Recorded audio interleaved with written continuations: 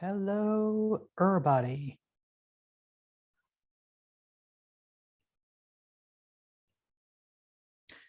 Got some peeps coming in. Welcome, welcome. Feel free to say hi in the chat box.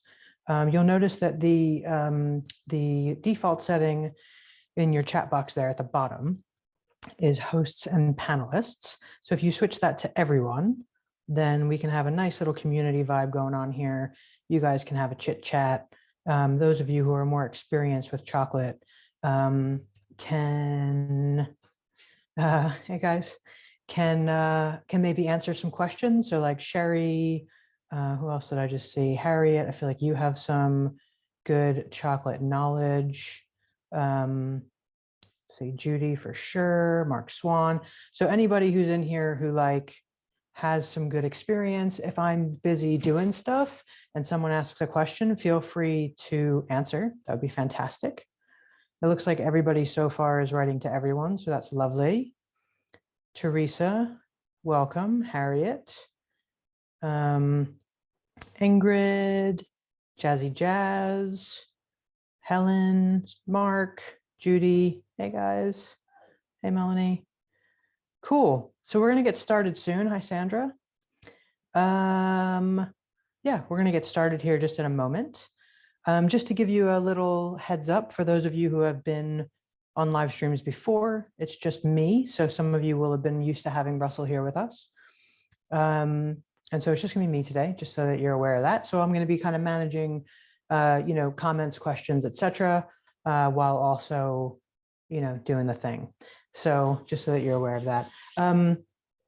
Now I'm noticing just a moment ago, there was a bit of a green flicker on the screen. I actually spoke to Zoom support yesterday and they said they gave me a way to fix it. And it seems as though it hasn't been fixed. So I do apologize for that. It's something I'll need to get back in touch with Zoom about. But it certainly shouldn't affect your experience too much today. If in the event, because yesterday I did a class and the video cut out halfway through, if that should happen, I'll leave the meeting and rejoin, and you can rejoin using the same link. And that sorted it. Apparently it should be fixed now. But if that should happen, that's going to be the solution to it. Hello, Galina, Elena. Cool. All right, so we're going to get started here. The first thing I'm going to go over, and just to bearing in mind, when I sent this out to everybody, I was aware of saying like it's relatively easy. And that is more referring to people who have experience with tempering and shelling. For people who have experience tempering and shelling, this is going to be pretty much a breeze for you. For those of you who are new to chocolate, haven't tempered, don't make your own chocolate, let's say, things like that, this is going to be a slightly more like a learning experience for you in terms of learning how to shell, learning how to temper. Both of those things take a lot of time and practice. A lot of people that are on the live stream right now can confirm that. Your first go is not necessarily going to be brilliant. And over time, you're going to learn how to do it better and better over time. It also, how you shell will depend on whether you're making your own chocolate or you're buying pre-made chocolate, which is referred to as couverture. So a lot of couvertures, and if you watch videos on Instagram of people making chocolates, you'll see they put the chocolate in the mold, they tap, tap, tap to get the air bubbles out, and they invert it straight away. And that's typically not my experience. It's too fast. And if you do it that fast, you're going to get a very, very thin shell. So where with bonbons, we want something that's quite thin, the kind of target when you're making bonbons is that it be like a millimeter thick shell, because really the star of the show is the insides. With Easter eggs, because we're going to be fusing them together, we want them to be a bit thicker. So like 2 millimeters up to like sort of 5 maybe. So kind of like, I don't know, maybe a 1/4 inch thickness or so, depending on the size of the egg that you're making as well. So today we're going to be making quite small eggs. I'm going to send you a link for this particular mold after class. The only thing I would say about this mold is it would be great if it was clear. We're not using colors today, but when I color molds, I really prefer that it's clear, because then you can obviously see the color from the reverse side, but we're just using this to do a dark chocolate shell. So we don't need that. It's not as necessary. Just gonna have a quick look and see if there's anything going on. Nope. Okay, cool. So now, when you're shelling, and again, depending on your level of experience, this is going to be new information. This is going to be over your head. We'll just see how it goes as class goes on. So my room temperature is 16.8 degrees, which is a brilliant temperature for tempering because it means it'll temper pretty quickly. I hand temper. I don't tabletop temper, and I don't use a tempering machine. I've gone through phases of using a tempering machine. I just really don't like it. I find it to be more of a pain than an actual joy to work with. So anytime I've used it, it over crystallizes before I can really even finish working with the chocolate, because when chocolate's tempered and as it stays in temper, and a tempering machine will keep it in motion, so it's fluid, as it's in motion and just holding temperature, it over crystallizes. So those beta crystals that we want, they produce more and more and more and more and more, to the point where it gets like a ball in the bottom of the machine. It's unusable. So I always found it to just be a hindrance to work with. And that's a tabletop machine. That's not like a continuous flow machine. I believe that's a totally different situation. So in terms of, so your room temperature, so 16.8 is a great temperature. So it's going to temper fast, but then also it means that your mold is going to be close to about 16.8 because it'll be close to room temperature. So this is 8, 17, 8, 7, 6. So it's around 17 degrees. And that's going to be great for shelling. It's my ideal is sort of 16, 17 degrees. You get a really nice thick shell relatively quickly. And then again, you have to bear in mind that this is all going to depend on the fluidity of the chocolate that you're using. So I make my own chocolate and I can control the fluidity of it. The one that we're using today is a little bit more fluid than I would like. Particularly for this type of shelling, I thinned it out for bonbon shells. As I said, those are going to be thinner. But for Easter eggs, we do want them to be a little bit thicker because of the way that we're going to handle them later. If you're going to fuse them together, you're going to want them to be thick. If you're going to do them just half like this, and then pop and like maybe fill it with something and then cap it and pop it out of the mold, then 2 millimeters is good. But yeah, so it's not the kind of chocolate I would use for bonbons. They're hence and what for, it's going to stay in the mold for a longer period of time. So what we're going to do first is I'm going to go through tools and equipment. I'm going to send you a list after class of where I got the mold from, the thermometer. I can actually add a scraper on there because these scrapers are pretty epic. And they may not have this particular one. They actually have a better one now. So I'll link that for you. A heat gun, which we'll use maybe. Heat guns used to keep chocolate in temper. So if you're enrobing, for example, or if you were going to do multiple molds, a heat gun's really handy for keeping it in temper, so you can keep working with it for like 20 minutes, half hour, etc. What else? So the gold element of this today, and in a moment I'll move the camera in so you have a better sort of front row view and down onto the surface so you can see everything. And I'll show you this better at that point.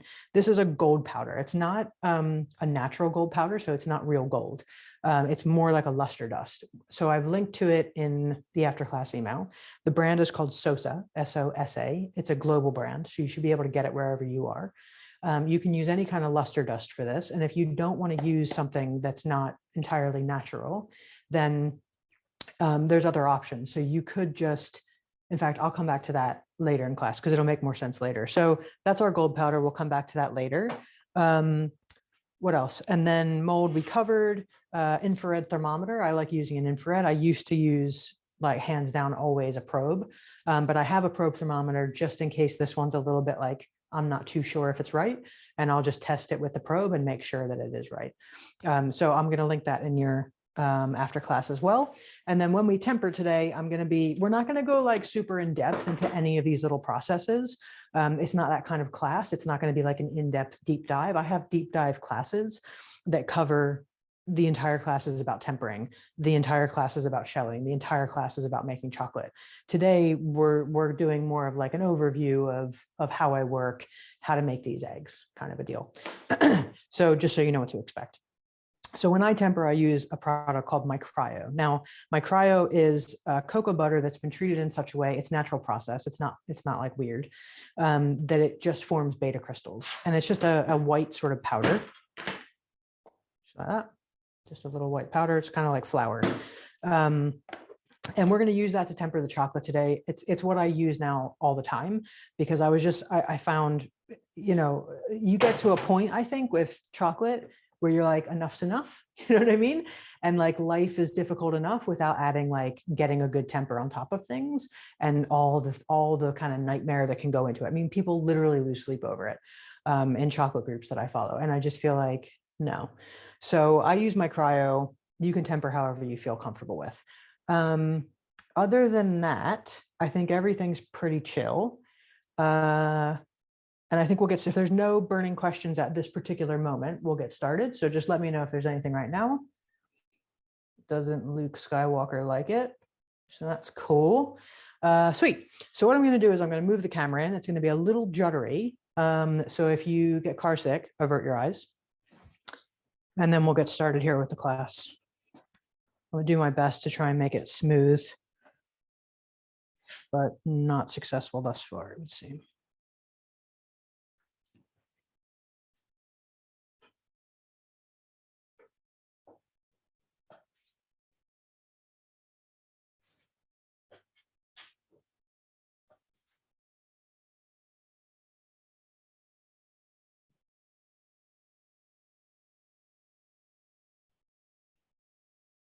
And that's where we're going to stay till kind of more towards the end of class. Just one sec. Boop-de-boop-de-boop.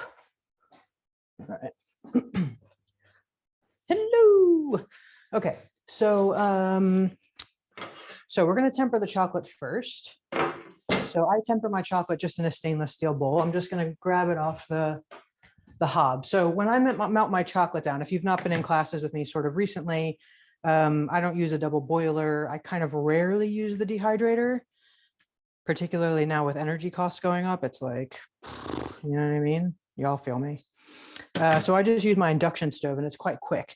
So I tend to leave it like this has been melting for about 20 minutes on a low temperature. And if it was just me in my kitchen, I'd go a little bit on a higher temperature to do it faster, but I would hover over it so the chocolate doesn't burn or just go over in temperature at all. So for my tempering, I like to go up to around 47. And this is currently at about 43. And that's simply because I like to make sure that all the crystals have separated. Sometimes if you only go to about 42 degrees, you might find that you get some tempering issues because the crystals actually haven't fully separated. 47 means, you know, you can be pretty sure that you got all those crystals separated again, because we want to reform them. And that's what the tempering process is about. Okay, so we're good to go on this. And we're not going to do this full mold, but if you're wondering, like, how do I know how much chocolate to use? When you buy your molds, it should say on the product spec sheet, or like, as in like when you go to buy them, like literally on the website, it should say the cavity, what is it called? Weight per cavity. And these are like 15 grams. So that's the way that you can know how much chocolate to put in. So it's 15, you know, times however many you're going to do. We're just going to do 2 lines, and I'm just going to polish this mold up a little bit because I used it earlier with a microfiber cloth, just to make sure we get a nice shine on it. And this is the way I do it now. I don't use vodka anymore. I just found it to be like unnecessary. And this actually does a really nice job of getting shiny bobs. So we'll just pop that there for the moment and get our chocolate into a bowl. So we're not going to need a whole lot. I'm keeping it less in class because otherwise, if I'm trying to temper 300 grams of chocolate, it's going to take a lot longer and you're just going to sit there waiting for me. So we're just doing small amounts, and I've prepped the ones that we're going to use in class today. So the first step is using a large bowl means more surface area. So it's going to cool faster, therefore temper faster. And whether you or not you use my cryo, this is a good way to go. Now, we don't want to incorporate air. I'm just trying to see how you can see best. Boop, into the chocolate. And we don't need to like really, really mix hard. It's just a matter of keeping the chocolate moving. Now with my cryo, you actually don't even need to use, you don't even need to stir it. But because y'all are sitting there, I don't want to be like, oh, I'm just going to wait for it to, you know what I mean? Like, what kind of person does that? So let's just see what temperature we're at. So we're going to add the my cryo at 36. It's at 38. So we're getting nice and close here. Any questions thus far, my friends? I'll just have a quick look over here and see if there's anything going on. Nope. All right, sweet. Feel free to ask questions if anything comes up, y'all. And you'll get the after class email with recording and everything. So if you have questions, you can just reply to that. Or if you're in my Facebook group, obviously, you can just ask in there.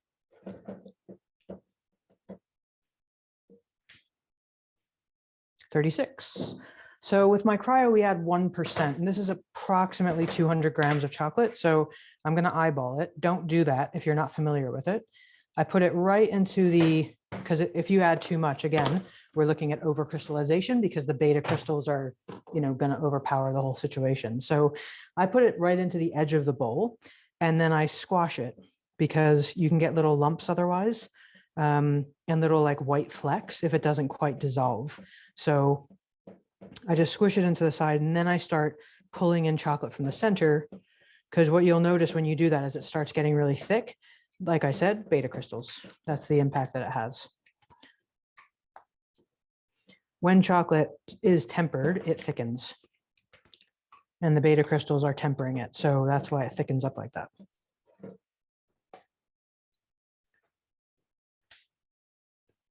$32. So we just need this to come to about, let's actually take it down to about 28, because then we'll get nice thick shells like faster. So we have a question here. Hi, Amy, thanks for having us. Absolutely, welcome. Any specific type of chocolate you're using right now? Can you add my cryo to all types? Yeah, add my cryo to all types. I'm using my own homemade dark chocolate. You can use any kind of chocolate that you want. And the only thing that you want to be aware of is fluidity. So on pre-bought chocolates like Calabo, let's just say, for example, that's a particular brand here in Europe. I think it's actually worldwide. It'll actually say it has like a fluidity rating thing on it. And it will say sort of what it's good to use for. So you want to get something for shelling that's appropriate if you're going to be buying chocolate. If you're using chocolate that's like, let's say, for example, my chocolate, like chocolate that's made homemade artisan, if it's like Forever Cacao that you can get over here, Raw Chocolate Company, or in the States and now over here, you can get Hue Kitchen, and they do a nice coconut, really nice coconut sugar chocolate as well. You're not going to know what the fluidity of that is until you use it. So it's just going to be a matter of being able to respond to the fluidity of that chocolate. So if it's super fluid, you're going to need to let the chocolate sit in the mold for a longer period of time. If it's really thick, it's going to be a lot less time. And I'll show you when we go to shell this, I'll show you how to kind of tell when it's around the thickness that you want it to be. So let's just see where the temperature is on this.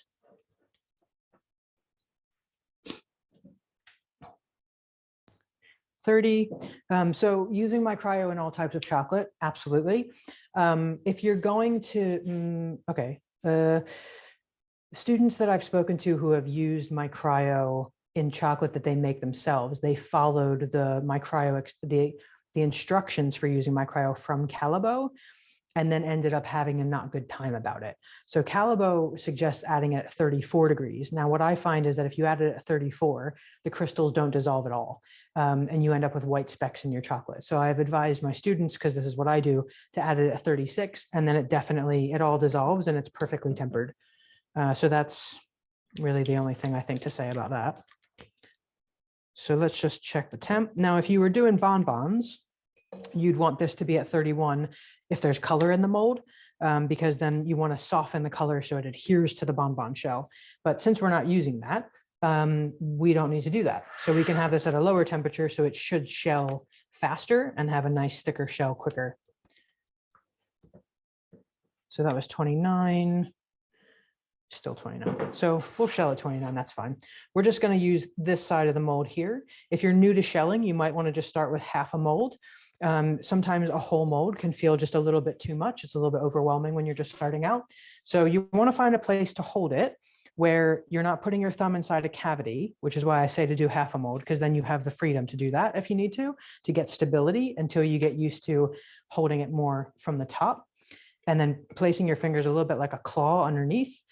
So you have really good stability for when you need to invert the mold. Calibo 2 drops fluid okay to use? I'm not familiar actually with using couverture. So if you have a look on the bag, it should say what it's appropriate for. Specifically with Calibo, they actually refer to it. On the bag, it'll say good for whatever they are, whatever the thing is. So that's the thing. And then we're going to just fill these right to the top. So when you're doing shells, you want to make sure you fill right to the top. So the shell goes right to the top, right? If you underfill, you're not going to have a shell that goes flush to the top. And you may have seen people doing this with a piping bag. I don't care for it. I prefer a bowl. I think it's much better. For me, you know, everybody's different. So you'll find the way that feels best to you. So when you get it in the mold there, now we're going to tap, right? So we want to get those air bubbles out. And I use the red part like this to tap underside. And that's going to remove a lot of air bubbles that are on the surface. So another way to help yourself is you see the like the puddles around the top. You want to be able to see flush to the top. So just give that a scrape. And you want to scrape like this. If you scrape like that, you're actually going to remove chocolate from the cavity. So you do it a way that feels a little bit unnatural, but after you do it a while, you'll get used to it. And then you saw me just clean the mold. It's always good to work as cleanly as possible, especially with chocolate, because things get crazy real fast. Okay, so if we have a look here, I don't know how well you're going to be able to see this. The chocolate is hugging the mold. So it kind of sticks. And if it was really fluid, that wouldn't be happening, but actually that's setting quite quickly. So I'm going to invert it now. And you can start to see where the shell is forming. So you go upside down, tap, tap, tap. And that tapping removes excess. And then with Easter eggs, we want to go onto a surface because we want to create a slight lip if possible, because that's going to help us with actually fusing them together. And then here's the beauty of heat gun. So I'm just going to get this chocolate off of the scraper. I don't want to heat it too much because we're going to use it in a second to scrape the mold. And you only want to leave this for about maximum sort of 30 seconds. So we'll just pop this to the side for a moment. And the colder your room, the less time you're going to want to leave it for. So just bear that in mind also. Then we peel this up. And then we'll have this little, let's see if I can get that to, in fact, slight lip around the edge there, which is going to be great for when we need to shell it. Yeah. So I'll just zoom that back out. And then this, I'm just going to put on its side like this in the refrigerator. We might be able to use these ones. Actually, they're better than ones I did earlier, if I'm honest. We'll just see how quick they set in the fridge. I don't tend to usually like to use the fridge. I veer away from it quite a bit because of moisture, but sometimes it can be really helpful. So now it comes to cleaning down a bit. So we just get all the chocolate off the surface. Again, anytime you're in the kitchen, you want to try to work as cleanly as you can, because it means you'll be able to work better if it's a clean surface than if it's all crowded up with stuff. So I'm just going to get all this back into a pan because we're going to need it again in like, I don't know, 15 minutes or so. And we'll just temper up a really small amount in a little while.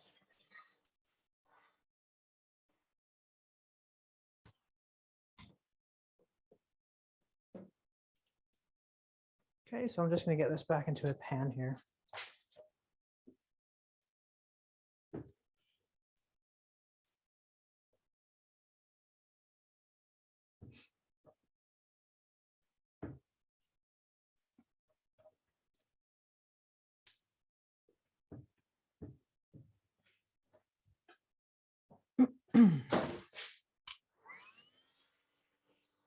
I see a question. I'll get to that in just one sec.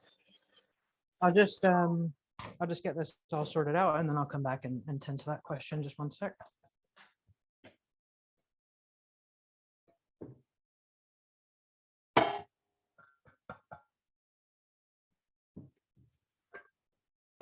Okie dokie. you'll notice that my tea towel that was once white is like this off brown color, and that's normal. What's the brown surface? Thank you, Mark, for answering that. I appreciate that. I'm going to link to that in the after class email, so you'll have a link to that, but you can just get any kind of silicone mat. I really like it, particularly when I'm coloring bonbons. It's really helpful to have that down like this. And then I put paper towels on it for like holding stuff in place, so it doesn't, things just don't slip around. It's quite helpful for that. Okay, so the next part of this is going to be fusing the eggs together. And I don't want to like, you know, have you guys waiting around. So I'm going to get started with the ones that I made earlier. So here are the eggs I did before. And you don't have to use a silicone mold for this, but it can be helpful for holding the eggs after you fuse them together, because you'll just kind of pop them here on the mold, and this keeps them from moving around too much. So what we're going to do is, for a moment, just do that. And then the cool thing about this egg is that it doesn't matter what the egg looks like. It doesn't matter if you get fingerprints on it, because otherwise, if you're doing colored eggs, it can be very, very tricky, because you have to wear gloves, and the gloves make things quite slippery. And you'll get fingerprints and all kinds of marks on it, but this, you're just not going to see it. And that's why I love it. And this is why I said it's a really easy egg to make, because it eliminates all that kind of problem. So I'm going to use the bottom of a pan. You can just use a frying pan. It's just nice to use the back of it so that you don't have to go up the sides with the egg after you melt it. You can just go straight off the edge like that. You can use any pan, even if it has a bit of texture on the bottom. It doesn't matter. You're just slightly melting the perimeter of the egg. So I'm going to get this on high, and I'm just going to warm the pan. It doesn't want to be too warm, just sort of enough like that you can touch it and it's not like, ow. You know what I'm saying?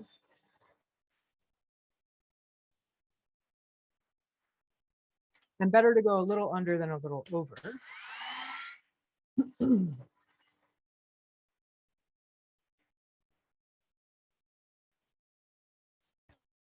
So let's just see, we'll do a test one and see if that's good enough or not. So take our eggs, pop them on top, drop it like it's hot. You see that chocolate start to build up, and then you just pop them together. I'll zoom the camera in a second so that hopefully you'll be able to see this more better. And this is what I mean, like at this stage, you'd have chocolate all over the place, and then your beautifully colored egg is absolutely effed. So now you can just pop that there, and I'm just going to see if I can zoom in a bit so you can get a slightly better angelium on this. Oops, wrong way. It's a little bit in reverse, so sway. Let's do that a little bit more. Nice. Looks like a little eyes. Cool. All right, I'm just going to wipe that down. I'm going to give it a little bit more heat because it could just be a slight bit hotter. And I'm just blocking it so it doesn't hit the chocolate.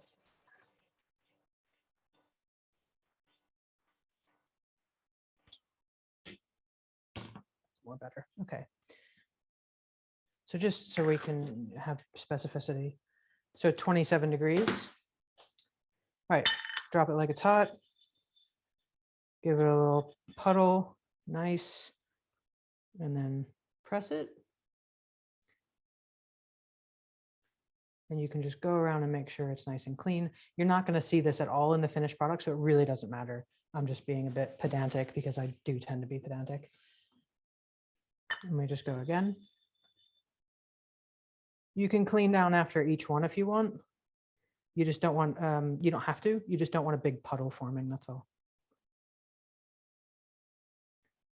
And if you wanted to fill these with something, you know, like if they were bigger and you wanted to fill them with like little truffles or something like that, that would be quite cool. And in which case, I'll just do the last one the way you would do it if you were going to put loose fillings in. So for loose fillings, I would put, just make sure you can see, I would put one here that's, you know, obviously empty, and then get on here, give it a good old melty McMelterson, and then come onto the egg and just place this on top. and then try and give it a good seal like that. Cool. Wicked. Let me just see, we got some questiones. Can you put a hot water bowl under the pot? I wouldn't. Yeah, I'll show you, Caro. The shell's coming out of the mold. I'll show you in a moment. What was I going to say? Water under the pot. I wouldn't do that just because you really don't want water when you're working with chocolate. It can cause lots of problems. There's no need to have water here. You can just put it on your stove and just give it a little bit of heat if it needs it. You can also just use that, what's it called? A hairdryer. It's a really low heat, but this is a really low heat. So like it was 27, 25. I mean, that's fine. You know, you can put your hand on it. It's just warm. It's warm enough to melt chocolate. That's all. So I would avoid hot water. And let me just check on the shells. So Caro was asking, do the shells come out of the mold easily? When chocolate's tempered, it comes right out of the mold. These are probably not ready yet. And again, because it's a white mold, it's hard to tell. They're not ready. So I'm just going to leave them in for maybe another 5 minutes. And we'll come back and I'll show you how they come out of the mold. Cool. So now what, everybody? Now what is to do the blonde chocolate? So what I'm going to do is, and this is a little trick. So as I was saying, you don't want to introduce chocolate and water. And I wouldn't normally put my chocolates in the freezer. Shock horror to anybody who is like, shock horror. These are going to go in the freezer just for like 5 minutes while we temper the blonde chocolate. Because if they're cold, the next step is just so much easier and you get a much nicer effect. So I'm going to put them in the freezer for just like a few minutes while we temper the blonde chocolate, because that's going to be the next coating. Now, if you didn't want to use blonde chocolate, if you don't have access to it, if you don't know how to find it, if you don't make it, it's fine. You're not going to see it anyway. It's just a nice little add-on to the egg of like, when you crack it open, you get that cool layer of like blonde chocolate between the dark, but you could easily just do dark chocolate or milk chocolate. You don't need to necessarily use the blonde. I tend to go kind of like all the way to every extent when I do stuff, but then in classes, I like to let you know, other ways you can do it that are just less complex. And you can use any kind of blonde chocolate that you want, so if there's one at the store that you really like, or a white chocolate that you really like, it's just kind of nice to have the color contrast, but it's, as I say, it's not necessary. Let me just grab the thermometer here.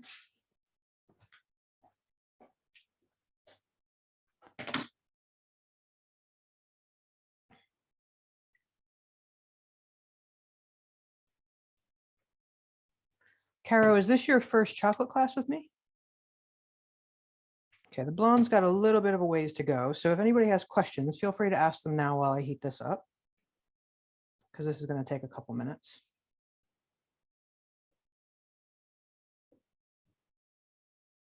And if you have questions generally related to your chocolate work or anything like that, feel free to ask them now while you're here, while I'm here, like I can answer them with my voice. I'll be able to do a much more thorough job. It's easier to answer with my voice than it is to type. So if you have any questions generally about anything that's been, difficult for you in the kitchen, or personally, feel free to go ahead and ask away.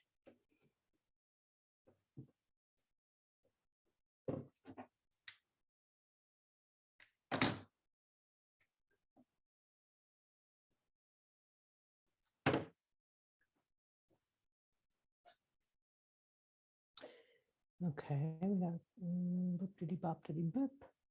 So what blonde chocolate is made with? So my blonde chocolate, and as I said, I don't know if you were here earlier, but my blonde chocolate, I'll send you the recipe after class. So I do it with cocoa butter, coconut sugar, and then some sort of defatted flour. So I'll use something like tiger nut and oat flour has rapidly become my go-to. I really like that. And like you can add vanilla and macuma, things like that for some nice flavor vibes. If you wanted to go to Flavor Town, that's the way to get there.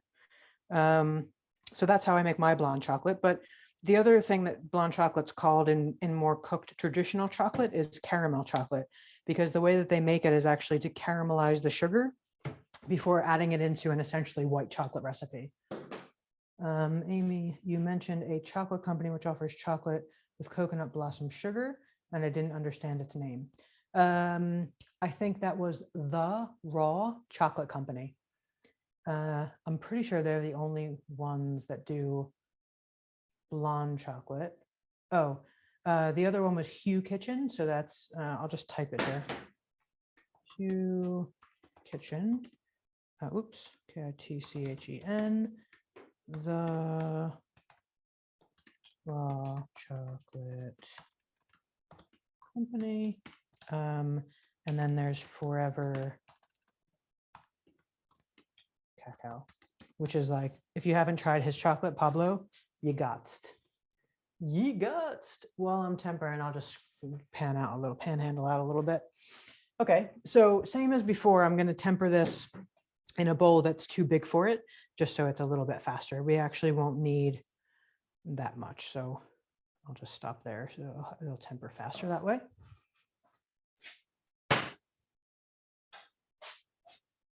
So same as before, just going to get this moving and grooving.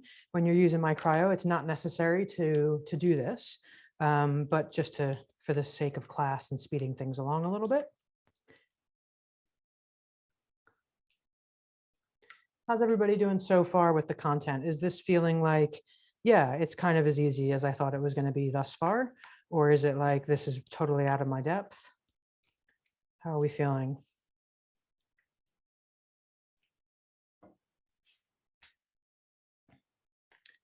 So this is at 36. So I'm going to get my cryo in. And that's maybe 150 grams of chocolate. So I'm going to go pretty low on how much we use. Again, if you're first starting out with it, just measure it every time you use it so that you know for sure like that you're doing the right ratio.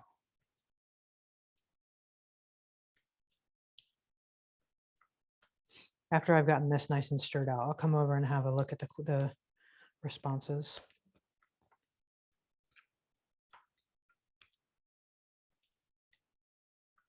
Okay. Yeah, the recipe for the blonde chocolate is going to be sent to you in the after class email. All good, Sherry? Great. Easy to follow so far. Wonderful. It's going great. Loving this. Great. Fairly easy, I feel, for me to make. I hope so. I'd love to see you make this.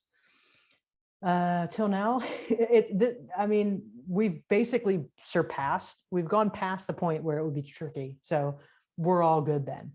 Wow, amazing blonde chocolate. Yeah, you're going to get the recipe. So the my cryo, I'll just briefly cover it again in case you weren't here earlier. I went into a little bit more detail at the beginning of class about my cryo. It's beta crystals. So it's cocoa butter that's treated in such a way that it's purely beta crystals. And that's what we're looking for when we temper chocolate. So by adding it to the chocolate, we're not needing to do the whole tempering process because that's essentially what the tempering process is to achieve beta crystals. So this is at 31 degrees, and you can see this is a nice, really viscous blonde chocolate. So at this stage, what I'm going to do is glove up. We don't want anything warm near here. So I'm going to put gloves on. Uno momento, por favor. Just grab these eggs out of the freezer.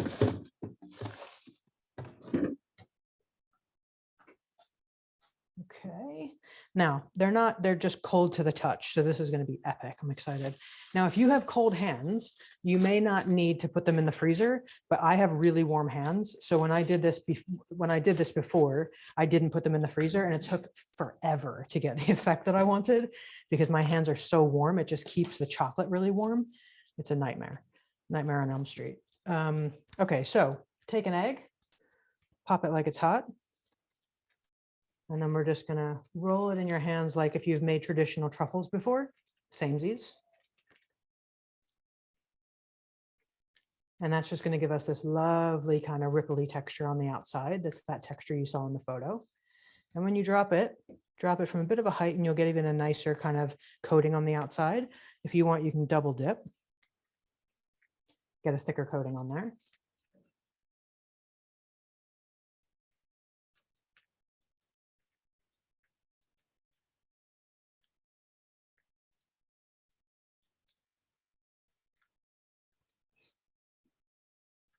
And then we just keep going. As the chocolate cools, you're going to get a thicker coating on there. Obviously, but my hands are warm. So it's even, I had someone here for a live class the other day making these in person, and she has really cold hands. And so the chocolate was setting like in lumps as she was doing this. So that's why I say, like, if you have cold hands, you won't need to put them in the freezer because your hands will start setting the chocolate actually. But my hands are like wicked warm. And see there, we're starting to get a nicer coating now that we're a couple eggs in. The chocolate's cooled. Also, it's cooled because the eggs are cold. So when we pop them into the chocolate, it's cooling that chocolate down. And you can always double dip this if you want a thicker coating on there. And the back and forth is just to give those kind of stretchy, lovely, textury marks that make people go, hey, I wonder how they did that. And so that one just fell apart. So this is a good example of how how easy these are, because now what we do is we go, okay, that's cool. Boom, done. Put it back together. Let's get the party started again. Pop it on. Might need to just set for a moment. And that just means that's the last one I did. So that's the one where I only did one of them. That's why it wasn't quite as secure. And why making the eggs like that is actually more tricky. This is why this is such an easy process. Ooh, let's fondle it. Have fun with this, guys. Also, like, this is why I said it would be great to do with the kids, because I mean, kids would love this part. You might not like it with the kids involved, but the kids would, I think, would enjoy it quite a bit. Take your gloves off, pull it like this over the bowl, so any excess drips into the bowl and you don't get a big old mess. Boom. So because the chocolate was quite cold, that's going to just start setting at this point. We'll move all this stuff aside. This we can get rid of. Oh, Mark Swan. I want to get a sous vide. I just need to go up a little bit here. How much lucuma would you add to the blonde? Maybe 30 to 50 grams. It is quite potent. So yeah, I'd keep it pretty low if I'm honest. And then, you know, taste and adjust. If you want it to be a bit more, fine. Can't wait to give us a go for Easter. Yes, please. I'd love to see your results also. I make my own cryo with a sous vide. Love it. I'm gonna get on that. I'm gonna get on top of that soon also. So chocolate can be melted straight in a frying pan. Wow, haha, mind blown. No wonder. No, I don't do water. Now that's a frying pan on an induction stove. So induction stoves are pretty epic when it comes to working with chocolate, because you can, I mean, if you have a good one, there's also one that I have that's like a plug-in jobby that I'll use in classes sometimes. So if you've been on a class with me, you'll know what I'm talking about. And that one, even on the lowest temperature, is like wicked high. So that it makes it a lot more tricky. So when I had to use that one for a while, I used that on, I hovered over it the entire time it was melting. Another option is that you could use your dehydrator if you have one. But yeah, frying pan, 100% induction. So if you want to get yourself, if you don't have an induction stove in your home, because I know that not everybody has it, but it is quite popular these days.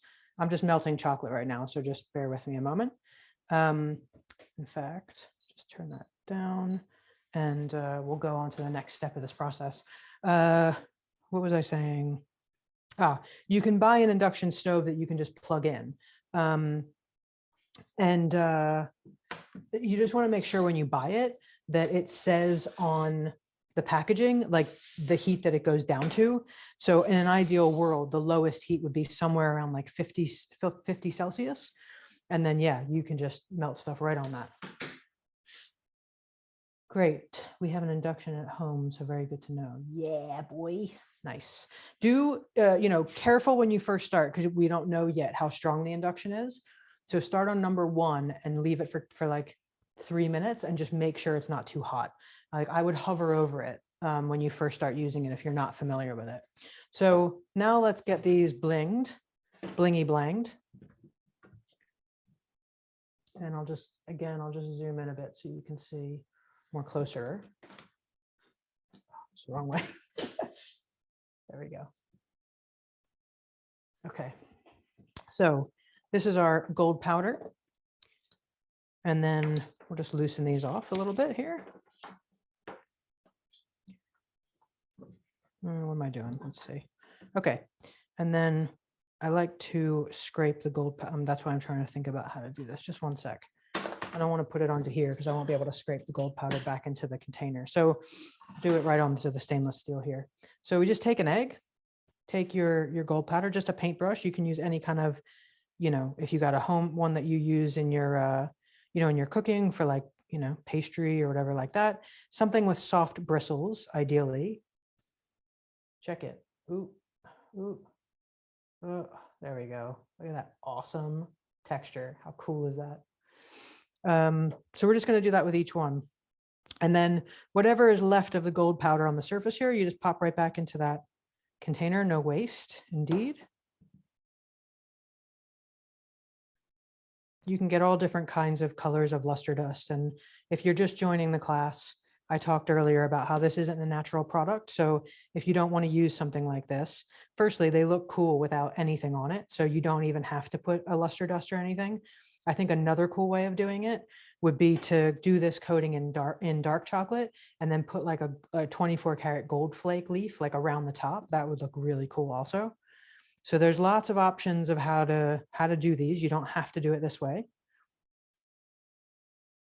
And then just get that excess off. We don't want like a buildup. There's a bit of a buildup on this one. We don't want that. We just want the color. We don't want that. It's not exactly a tasty thing. So as long as you don't get a big old pile of it, you won't taste it.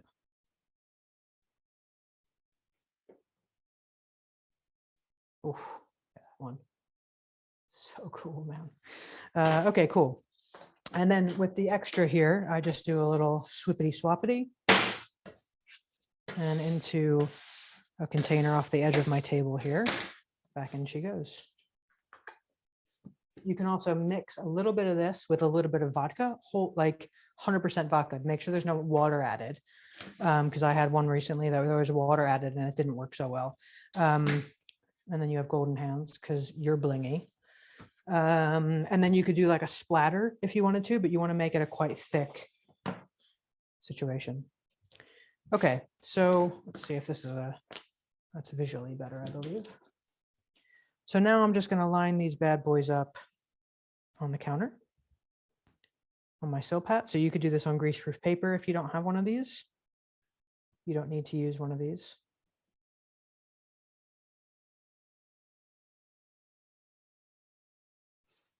And then we'll trying to pop that there.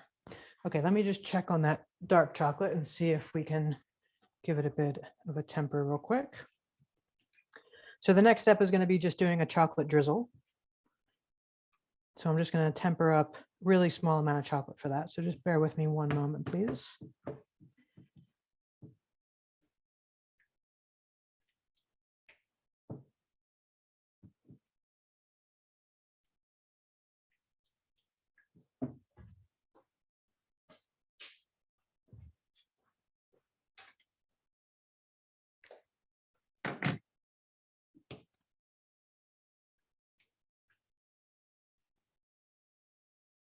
Almost there. We're just a couple of degrees away.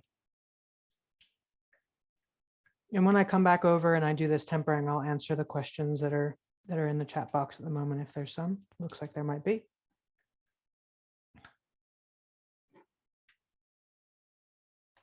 Boom and bang.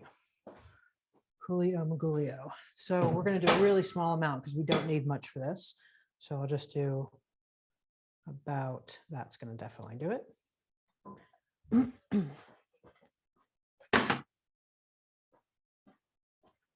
then I've got a piping bag here in a cup. So if you're working on your own, piping bag in the cup, fold it over.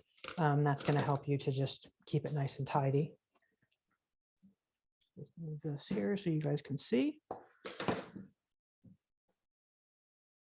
Let's zoom out a bit so we have a little bit more space to work with here.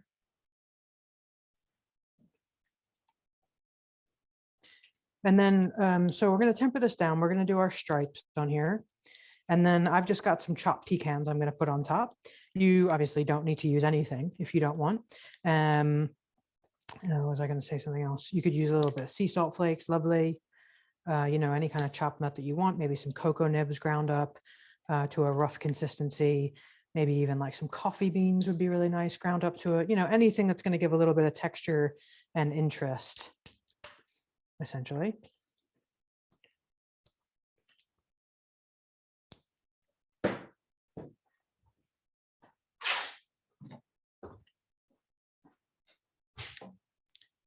So 31.8, boom and bang. Gotta love it when chocolate temper is wicked fast like that. So let's just have a quick look here. One sec, cool. So Harriet, if you do a lot of tempering with my cryo, it could be worth to invest in and buy an easy temper. It's an incubator that keeps cocoa butter. Yeah, for sure. 100% thought about it. Need to go ahead and save up for that. Wow, that's so cool. Love seeing how this is done. Looking awesome, amazing. You look at it is easy though. But the reason I can make it look easy is because I have a lot of experience doing it. That's the only thing. It's like whatever you're really good at, I'd be like, oh man, you make it look so easy because I don't know, right? I don't know what you do. And that's just, it's just the same for everybody in their professions, I think. Once you get some experience, you'll be rocking and rolling for sure. So we'll just get our pecans out because we want to get these right on so that they adhere. So I'm just going to get the chocolate into the piping bag.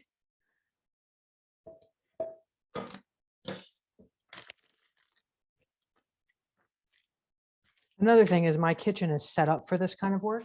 Whereas, you know, if you're doing this at home, your kitchen won't be set up for it, right? So you'll have to do a bunch of stuff to get your kitchen ready for this. And for me, it's like a 2-second situation, not 2 seconds, but you know what I mean? It's pretty quick because I do this a lot. So I'm just going to take a really little bit off and I'll do a test run. And I like that. That's a nice bit of etcetratizing. So let's just see if we can get a bit closer here. Oops, every time, honestly. Get it together, sister. Okay. All right. All right, here we go. So you want to be quite consistent. You don't want to stop and start or you won't get really nice clean lines.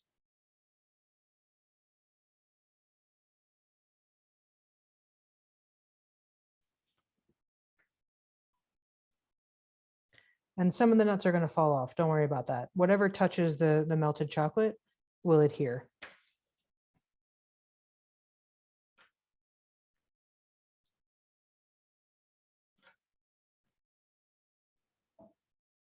Coolio Magulio. That's it, my friends, my peeps and creeps. Nobody's a creep. Who said that? Not me.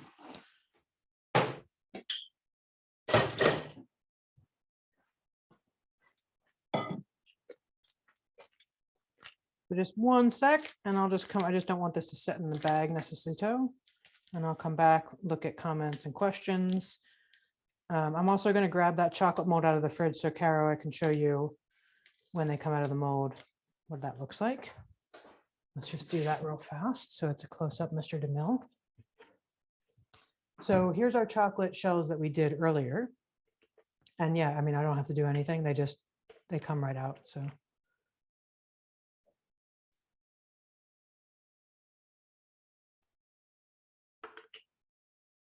And these ones have like, there's some plain, and then there's some that just have like different impacts on them. Obviously for this, you're not going to see it. Coolio. So I'll just reposition the camera here. So just hold on to your hats while I do this. It's going to be just a little bit juddery for a sec.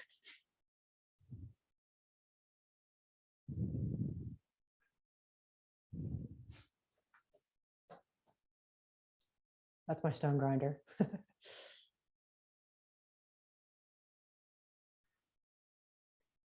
Oh, that's odd.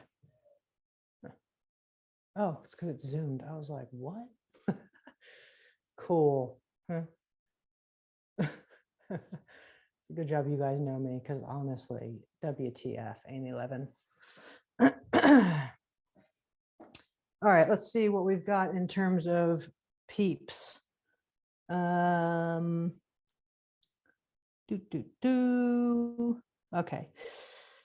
What Pretty Little Beauty? Yes, thank you. You're welcome. Product for gold coating. Yep, you're going to get the link for the gold powder and everything, mostly everything, right after class. Great class. Thanks, Jazzy. Thanks for coming. Yes, Judy, absolutely. You're welcome for the new ideas. And I hope you guys will I hope all of you will give it a go. Yeah, girl, get them egg molds. And you can use any kind of egg mold you want. You don't have to get the one that I'm sending you a link for. Thank you, Galina. Yeah, you can put, yeah, a yolk. Yeah, you can fill them if you want. Like if you have experience working with chocolate at this stage where they are now, you could fill them with a praline, a ganache, whatever, and then you can cap them just so that when you do go to fuse them, you don't melt the filling.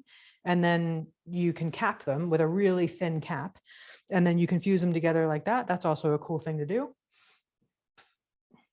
Shiny and awesome. Thank you. Thoughts on fillings? This is a great class. Thank you so much. You're welcome. Thoughts on fillings? I mean, recently I did a tiramisu bonbon class, and in that class I did a sort of my kind of signature white ganache that I do now, because I find making a white ganache with white chocolate that I make is just like super difficult. So I do one with, that's my signature ganache recipe that I do for everything now. And I use like condensed coconut milk in order to keep it like white, but give a nice viscosity. So I think I would do that. And then I would do like a mango sort of jelly set into a silicone mold that would probably, like, you'd have to set it in the freezer so that you could use it. So it wouldn't be something that you could sell necessarily. This is more of a fresh item. And then put that in the center and fuse them both together. And then you'd have like a sort of egg yolk looking kind of situation. You're very welcome. And then another thing I've seen people doing recently is you could take like little chocolates that you do, like make miniature ones if you're going to use a miniature mold, but if you're going to use a larger mold, and then when they're like this, you take your chocolate and you want to make sure it doesn't go over the, the surface of the mold like that.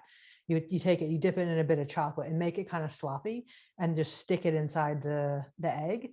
And then when someone opens it up, there's like truffles and stuff stuck to the inside of the mold. Another thing you could do is brush at this stage, brush a bit of chocolate inside and then drop some like candied nuts in there, and it'll stick to the edges of the mold. So when someone eats the chocolate, it's not just plain chocolate. It's, it's got stuff going on in there. I'm just going to give you a close up before you take off. I'll give you a close up of one of the eggs. Just come over here and I'll just turn this so I can actually see back at Chandra here.